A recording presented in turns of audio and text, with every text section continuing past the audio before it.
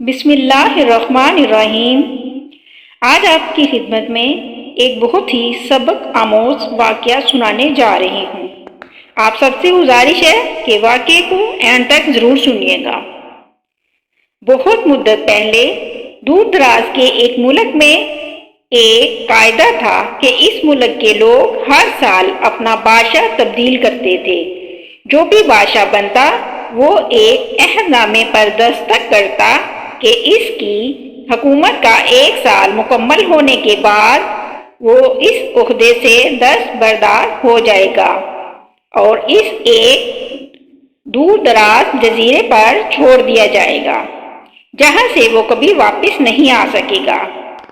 جب ایک بادشاہ کا 1 سالہ دور حکومت مکمل ہو جاتا تو اسے ایک مخصوص جزیرے پر چھوڑ دیا جاتا جہاں وہ اپنی بقیہ زندگی گزارتا۔ اس موقع پر اس بادشاہ کو بہترین لباس پہنایا جاتا اور ہاتھی پر بٹھا کر اسے پورے ملک کا الوداعی سفر کروایا جاتا جہاں وہ سب لوگوں کو آخری خیر آباد کہتا اور بہت ہی افسوسناک اور غم زدہ لمحات ہوتے۔ پھر وہاں کے لوگ بادشاہ کو اس جزیرے پر ہمیشہ کے لیے چھوڑ آتے۔ ایک مرتبہ لوگ اپنے پرانے بادشاہ کو جزیرے پر چھوڑ کر واپس آ رہے تھے کہ انہوں نے ایک ایسا سمندری جہاز دیکھا جو کچھ دیر پہلے ہی تباہ ہوا تھا اور ایک نوجوان شخص نے خود کو بچانے کے لیے لکڑی کے ایک تخت کا سہارا لے رکھا تھا۔ چونکہ ان لوگوں کو ایک نئے بادشاہ کی بھی تلاش تھی لہٰذا انہوں نے اس نوجوان شخص کو اپنی کشتی میں بٹھا لیا اور اپنے ملک لے آئے اور اس سے 1 سال کی حکومت کرنے کی درخواست کی۔ پہلے تو وہ نوجوان نہ مانا لیکن پھر وہ 1 سال کے لیے بادشاہ بننے پر رضامند ہو گیا۔ وہاں کے لوگوں نے اس کے بادشاہت کے تعلق تمام اصول اور طریقے سمجھا دیے اور یہ بھی بتایا کہ 1 سال کے بعد وہ اسے فلاں مخصوص جزیرے پر چھوڑ آئیں گے۔ بادشاہت کے 3 دن ہی اس نوجوان نے اپنے وزیر سے کہا، مجھے وہ جگہ دکھائی جائے جہاں گزشتہ تمام بادشاہوں کو بھیجا گیا تھا۔ بادشاہ کی خواہش کا احترام کرتے ہوئے اسے وہ جزیرہ دکھانے کا اہتمام کیا گیا۔ وہ جزیرہ مکمل طور پر جنگل تھا اور جنگلی جانوروں سے بھرا ہوا تھا۔ ان جانوروں کی آوازیں جزیرے کے باہر تک سنائی دے رہی تھیں۔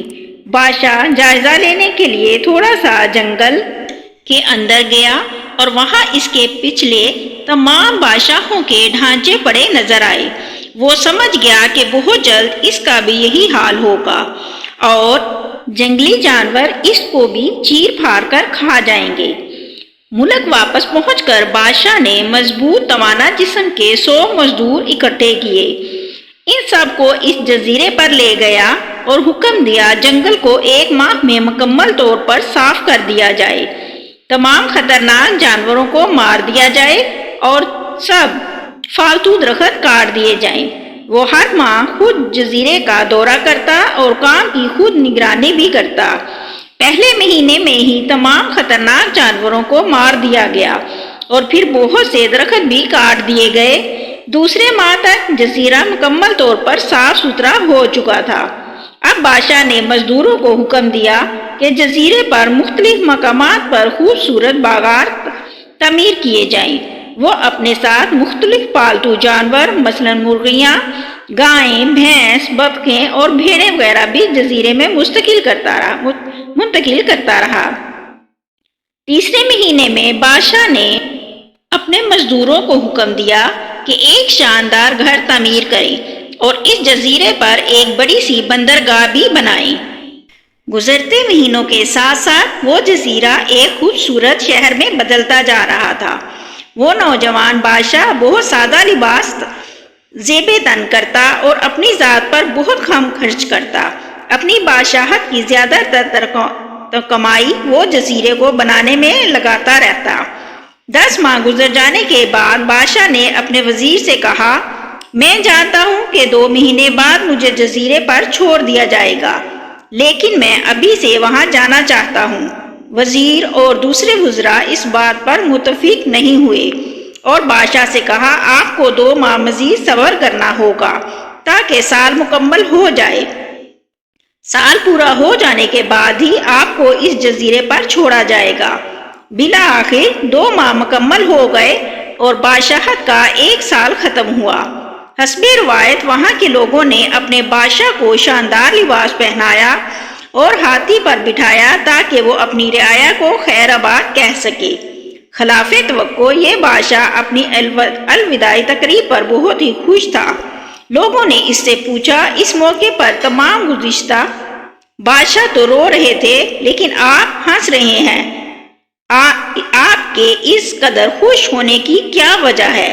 اس نوجوان بادشاہ نے جواب دیا، تم لوگوں نے داناؤں کا وہ قول نہیں سنا، جب تم ایک چھوٹے بچے کی صورت میں اس دنیا آتے ہو تو دنیا ہنس رہی ہوتی ہے اور تم رو رہے ہوتے ہو۔ اپنی زندگی کو ایسے جیو کہ جب تم مرو تو تم ہنس رہے ہو اور دنیا رو رہی ہو۔ میں نے ایسی ہی زندگی گزاری ہے۔ جس وقت تمام بادشاہ محل کی رنگینیوں میں کھوئے ہوئے تھے تو میں اس وقت اپنے مستقبل کے بارے میں سوچتا تھا اور اس کے لیے لائحہ عمل تیار کرتا تھا۔ میں نے اب اس جزیرے کو ایک ایسی خوبصورت قیامگاہ میں تبدیل کر دیا ہے جہاں اب میں اپنی باقی زندگی نہایت چین اور آرام و سکون سے گزار سکوں گا۔ ناظرین، یہ واقعہ یہیں پہ ہی اختتام پذیر ہوتا ہے اور اس سے ہمیں سبق ملتا ہے کہ ہمیں جو دنیا میں مہلت دی گئی ہے وہ اگر ہم آنے والی زندگی کے لیے محنت سے اور اللہ کی رضا کے لیے گزاریں گے تو مرنے کے بعد ہمیں کسی چیز کی بھی فکر نہ ہوگی، لیکن ہم اس دنیا کی رنگینیوں میں گزار دیں گے تو آخرت میں سوائے ہمارے بربادی اور تباہی کے کچھ نہ ہوگا۔ امید کرتی ہوں کہ آپ کو یہ واقعہ بہت پسند آئے گا۔ آپ سے گزارش ہے کہ آپ میرے چینل پر نئے ہیں تو میرے چینل کو سبسکرائب کر لیں، ساتھ لگے بیل آئیکن کے بٹن کو بھی پریس کر لیں اور ملتے ہیں پھر نیکسٹ ویڈیو میں۔ تب تک کے لیے اللہ حافظ۔